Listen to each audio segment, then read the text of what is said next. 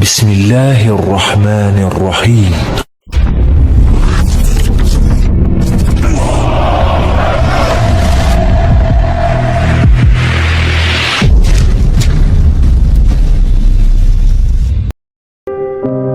Rp5 juta. Ai, kata saya, kenapa bisa begitu? Kata mereka, karena di bagian atas kopi itu mereka serakkan serbuk emas yang dapat larut dalam lambung, kayak tepung tapi itu emas murni, ya, mereka serakkan di atasnya. Jadi diminum, Pak, diminum. Pikir hati saya, untuk apa saya minum emas sekarang, besok keluarnya sama kuningnya dengan kuning-kuning yang lain. Itu di hotel itu loh tuh, Pak.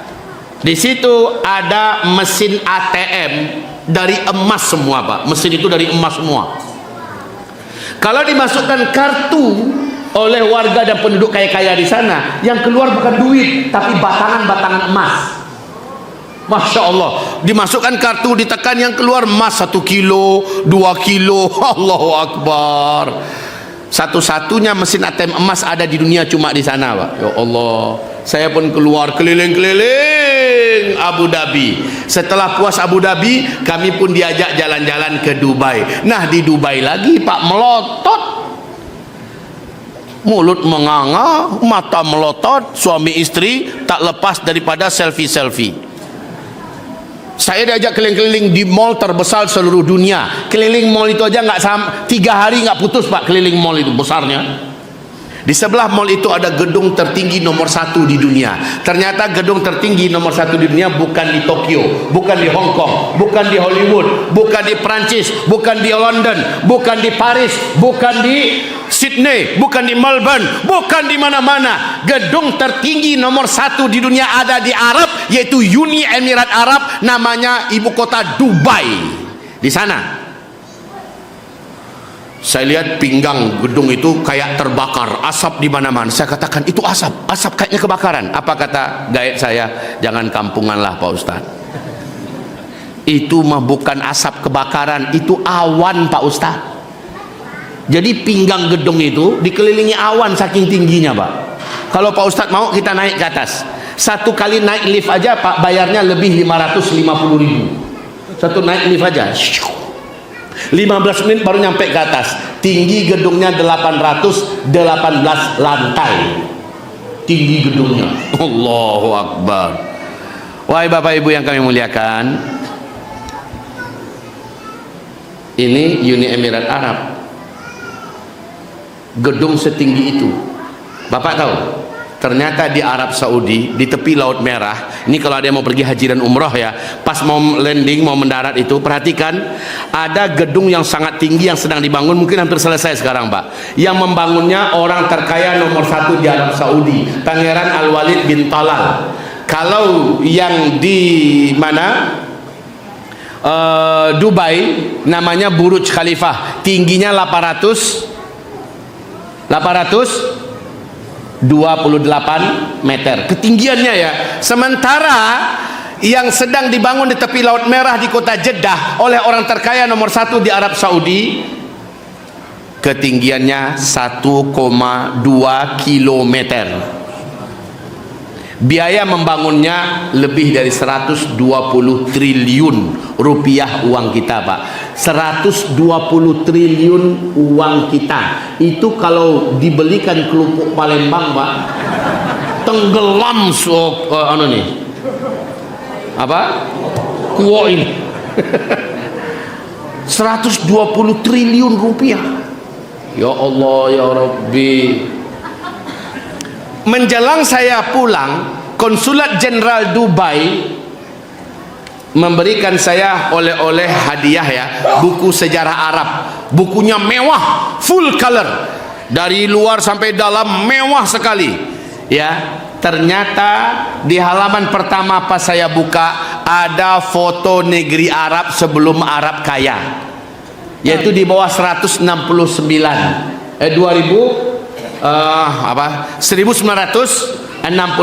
Di bawah itu didapatkan foto ini, Pak. Tahu enggak yang saya lihat di foto itu? seorang penggembala ternak sedang menghalau ternaknya dengan ranting atau dengan tongkat, ya.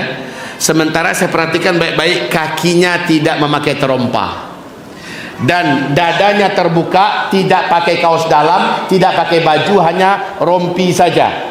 Hanya rompi saja sehingga dadanya telanjang. Tak pakai terompa, dadanya terbuka, kemudian menghalau ternak. Gurun sahranan luas sejauh mata memandang dalam pemandangan itu. Wahai bapak ibu, mirip enggak dengan hadis Nabi tadi? Miskin, kere, penggembala ternak, tidak beralas kaki, bertelanjang dada, mendadak mereka menjadi kaya raya dan sangat berkuasa. Lalu mereka saling berlomba-lomba dan berbangga-bangga membangun gedung-gedung yang tinggi-tinggi, pencakar langit. Ya Allah, ya Rabb, ketemu hadis itu, Pak. Mereka adalah Arab, kata Rasulullah. Ini dia sekarang. Kalau zaman itu sudah kalian temukan, jarak masa antara kalian dengan kiamat sudah sangat-sangat dekat. Jadi jangan heran Pak ya, Bu, kalau makin hari makin kesini waktu, makin hari makin bertambah waktu, bukan makin tenang dunia ini, makin dekat kiamat Pak, dunia ini makin kacau. Makin kacau dalam hal apa saja, dalam hal politik, dalam hal ekonomi, dalam hal pendidikan, dalam hal kesehatan, dalam hal apa saja. Dunia makin ke depan bukan makin tenang, tapi makin kacau. Di saat itulah orang beriman diperintahkan Nabi, bersabarlah kamu memegang erat-erat agama ini, karena yang tak mampu bertahan pasti akan berguguran. Ibaratnya kita di batang pohon yang besar, angin yang datang begitu kencang, yang pelukannya tidak begitu erat dan kuat kepada pohon tersebut, pasti akan berjatuhan. Bersabarlah kamu, bertahanlah kamu, kata Rasulullah sallallahu alaihi wasallam. Wahai bapak ibu, maksud saya tentu saja menyampaikan ini buat bapak ibu sekali lagi, bukan untuk membuat lemes bapak ibu. Habis dengar pengajian ini hilang semangat hidupnya. Pulang ke rumah bawaannya sudah, bahunya dah turun. Punggungnya udah kayak gini Pak, udah bungkuk. Jalannya sudah mesoh-esoh di tanah. Sampai di rumah bertanya bininya, abang kenapa pulang kayak gini? Ah, udah dekat kiamat. Udah hilang selera hidupnya. Bagi PNS, buat surat ngetik malam ini, resign muda, menyatakan mengundurkan diri karena mau fokus untuk ibadah, kiamat dah dekat. Salah. Yang udah niat mau nikah awal tahun 2023, mendengarkan ceramah ini, kirim WA, kirim surat ke calon mertua dan calon istri. Pernikahan kita pending untuk waktu yang tidak ditentukan. Kalau memang jodoh kita di dunia enggak kesampaian, semoga kita menjadi pengantin dalam surga saja. Kiamat sudah dekat. Pak Kepala yang mereka susun ya, kabarnya bulan depan mau berangkat ya. Masya Allah. Amin, amin. Lancar ya, semangat. Malah dengarkan ceramah ini makin semangat. Yes, langkahku udah benar, udah dekat kiamat, saya harus cepat menyempurnakan agama saya. Kan begitu prinsipnya Pak. Ya, Bismillah ya, mantap. Jangan sampai ngambil kesimpulan salah. Udah dekat kiamat ya, udah kalau gitu tak batalin aja. Naudzubillah. Jangan. Bapak-bapak yang punya anaknya tingkat SMU udah mau tamat, sama-sama dengarkan ceramah, pulang-pulang anaknya dicolek. Nah, dengar ceramah tadi itu, dengar Pak. Gimana? Yakin kamu? Yakin Pak. Kiamat udah dekat kan? Iya Pak. Gimana? Masih mau kuliah? Enggak Pak. Bagus. Kita fokus ibadah nak ya. Itu salah. Saya tidak mau kesimpulan Bapak arahnya ke sana.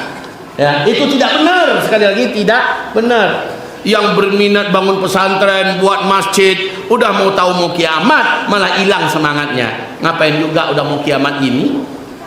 Wahai Bapak Ibu,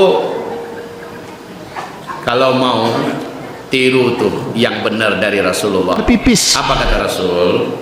Saudara-saudara, kalaulah besok kiamat terjadi, sementara di telapak tangan kalian masih ada 1 butir biji kurma yang dapat kalian tanam hari ini, tetaplah tanam hari ini juga. Padahal besok udah mau kiamat kan, tapi Nabi masih suruh tanam hari ini. Itu maksudnya apa Pak? Nabi kan tahu kalau itu kurma, biji kurma ditanam hari ini, berapa tahun kemudian baru mulai berbuah? 4 atau 5 tahun kemudian baru mulai belajar berbuah. Ya kan gitu kan? Padahal besok udah mau kiamat, tapi Nabi tetap suruh tanam hari ini. Besok udah mau kiamat. Maksudnya apa? Maksud Nabi di sini adalah, walaupun kamu tahu dan sudah pasti besok mau kiamat, apapun hal positif yang hari ini masih bisa kamu kerjakan, walaupun hasilnya nanti 5, 10, 20 tahun yang akan datang, hari ini masih bisa kamu kerjakan, kerjakan hari ini. Gitu Pak, itu perintah yang mulia Sayyidina Muhammad sallallahu alaihi wasallam. Pak, saya ingin anak-anak saya semuanya jadi tokoh-tokoh dan ulama-ulama berkualitas internasional. Amin. Tahu enggak Bapak Ibu? Saya yang menguraikan kajian akhir zaman. Saya yang mengatakan betapa dekatnya waktu. Tapi tahu tidak Bapak Ibu? Sampai hari ini saya terus memproduksi anak. Benar. Kalau anak orang lain saya tampung, saya jadikan di pondok-pondok pesantren saya yang punya, kami didik untuk menjadi tokoh-tokoh dan ulama-ulama pewaris Nabi masa depan. Sementara anak kandung saya tiap tahun muncul satu, tiap tahun muncul satu. Sekarang Bapak Ibu tahu sudah berapa anak saya? Alhamdulillah sudah 20 orang. 11 laki-laki, 9 perempuan. Alhamdulillah. Apa semangat saya? Semangat saya anak-anak ini ke depan mesti menjadi para pewaris Nabi, pejuang-pejuang agama, ulama-ulama, umana'ur rasul. Harus. Loh, bisa jadi itu 20-30 tahun yang akan datang kan? Padahal kalau urutan kajian saya Pak udah dekat sekali, dan mengamalkan hadis Nabi tadi, saya tak peduli, pokoknya apa yang hari ini bisa saya lakukan hari ini. Masalah berhasil nanti atau tidak, sampai nanti